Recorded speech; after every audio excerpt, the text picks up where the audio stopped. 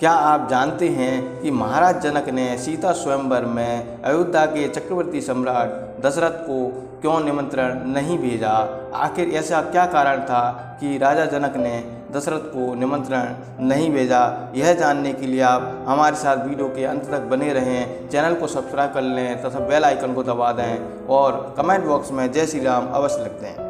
एक कथा के अनुसार राजा जनक के शासनकाल में एक व्यक्ति का विवाह हुआ। जब वह पहली बार सच समझकर ससुराल के लिए चला तो रास्ते में चलते चलते उसे एक जगह दलदल मिला जिसमें एक गाय फंसी हुई थी। गाय उससे अपनी मदद की गुहार लगाती है, लेकिन वह उसकी बातों पर ध्यान नहीं देता है। वह गाय लगभग मरने के कगार पर थी। उसने विचार किया, गाय तो कुछ देर में मरने वाली है तथा कीचड़ में जाकर मेरे कपड़े और जूते खराब हो जाएंगे। अतः उसने गाय के ऊपर पैर रखकर आगे बढ़ गया। जैसे ही वह आगे बढ़ा, गाय ने तुरंत दम तोड़ दिया तथा शाप दिया कि जिससे तू मिलने जा रहा है उसे तू देख नहीं पाएगा और तेरी आंखों की रोशनी चली जाएगी, तू अंधा हो जाएगा। वह व्यक्ति अपार दुविधा में फंस गया। गो शाप से मुक्त होने का विचार करने लगा। ससुराल पहुंचकर वह दरवाजे पर घर की ओर से पीट करके बैठ गया और अपने चेहरे को उसने कपड़े से ढक लिया और यह विचार करने लगा कि यदि उसने पत्नी को देख लिया तो अनिष्ट हो जाएगा, उसकी आंखों की रोशनी चली जाएगी।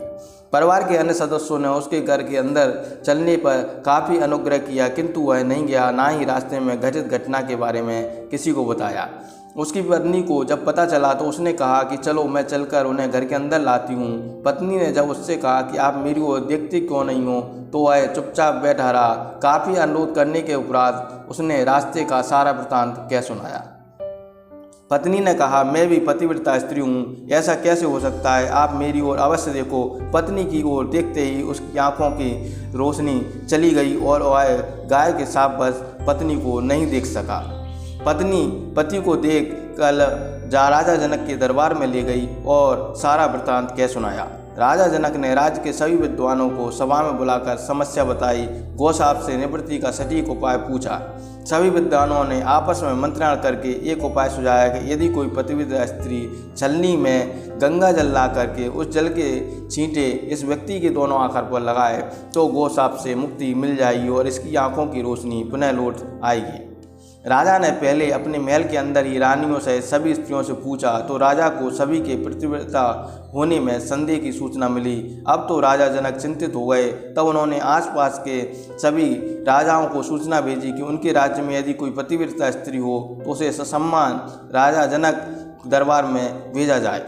जब यह सूचना राजा दशरथ के मिली तो उसने पहले अपनी सभी रानियों से पूछा। प्रत्येक रानी का यही उत्तर था कि महाराज, राजमहल तो क्या, हमारे राज्य के किसी भी महिला, यहाँ तक कि झाड़ू लगाने वाली, जो कि उस समय अपने कार्यों के कारण सबसे निम्न श्रेणी की मानी जाती थी, से भी पूछेंगे तो भी वह पतिव्रता पाएंगे। राजा दशरथ को इस समय अपने राज्य की महिलाओं पर आश्चर्य हुआ और उसने राज्य की सबसे निम्न मानी जाने वाली सफाई वाली को बुलाया और उसके पतिव्रता होने के बारे में वो पूछा। उस महिला ने सुकृति में गर्दन हिला दी और राजा ने यह दिखाने के लिए कि अयोध्या का राज्य सबसे उत्तम है, उस महिला को राज सम्मान के साथ जनकपुर भेज दिया। राजा जनक ने उस महिला का पूर्ण राजसी ठाटवार से सम्मान किया और उसे समस्या बताई। महिला ने कार्य करने की स्वीकृति दे दी। महिला चलनी लेकर गंगा किनारे गई और वहाँ कहा कि हे गंगा माता, यदि मैं पूर्ण पतिव्रता हूँ तो गंगा जल की एक भी बूंद नीचे नहीं गिरनी चाहिए। प्रार्थना करके उसने गंगा जल को छलनी में पूरा भर लिया और पाया कि जल की एक भी बूंद नीचे नहीं गिरी। तब उसने यह सोचकर कि यह पवित्र गंगा जल कहीं रास्ते में छलक कर नीचे नहीं गिर जाए, उसने थोड़ा सा गंगा जल नदी में ही गिरा दिया और पानी से भरी छलनी को लेकर राज दरबार में चली आई। राजा और दरबार में उपस्थित सभी नर नारी यह दृश्य देखकर आश्चर्यचकित रह गए तथा उस महिला को ही उस व्यक्ति की आंखों पर छींटे मारने का अनुरोध किया और पूर्ण राज सम्मान देकर काफी भरोसे से दिया। जब उस महिला ने अपने राज्य को वापस जाने की अनुमति मांगी तो राजा जनक ने अनुमति देते हुए जिज्ञासावश उस महिला से उसकी जाति के बारे में पूछा।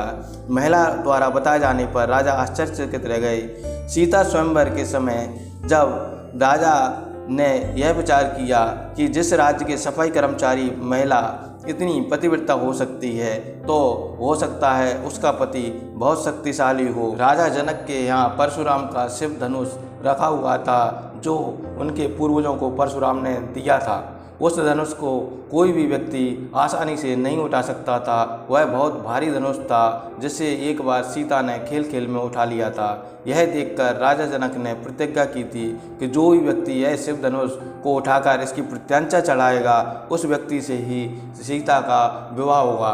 इसलिए राजा जनक ने सीता का स्वयंवर का आयोजन किया था और राजा दशरथ के यहाँ पर निमंत्रण उन्होंने इसलिए नहीं भेजा, उन्हें डर था कि जिस राज्य की सफाई कर्मचारी महिला इतनी पतिव्रता थी तो हो सकता है उस व्यक्ति या निम्न जाति का कोई व्यक्ति इतना शक्तिशाली हो जो इस धनुष को आसानी से उठा लाए और मेरी सीता का विवाह उस निम्न जाति के व्यक्ति से ना हो जाए। इस डर के कारण राजा जनक ने महाराज दशरथ को निमंत्रण नहीं भेजा।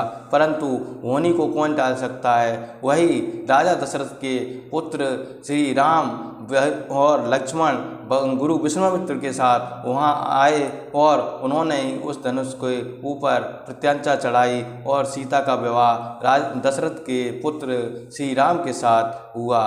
वीडियो पूरा देखने के लिए आपका बहुत बहुत धन्यवाद।